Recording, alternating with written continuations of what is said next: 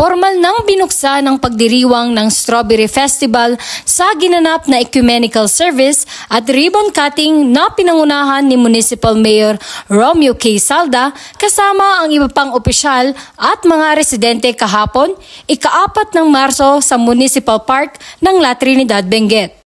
Ang tema ng pista ngayong taon ay La Trinidad, the Strawberry Capital of the Philippines. Sirum ni Duting. Layunin nitong ipakita ang mga aktibidad, kaganapan, produkto, atraksyon at iba pa na mayroong kinalaman sa pagiging kabisera ng lungsod.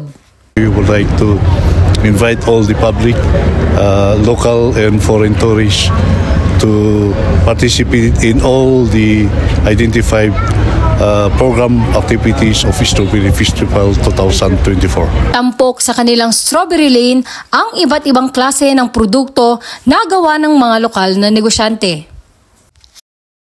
We would like to thank our 1,120 strawberry farmers who sustain in their production with an area of 39 hectares.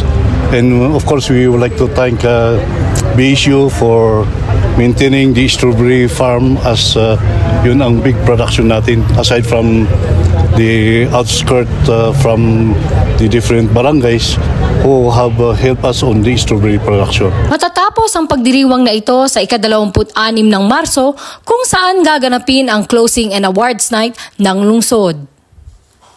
Sa ngalan ni Erica Janine Sibayan, Jacqueline Reyes, para sa Herald Balita.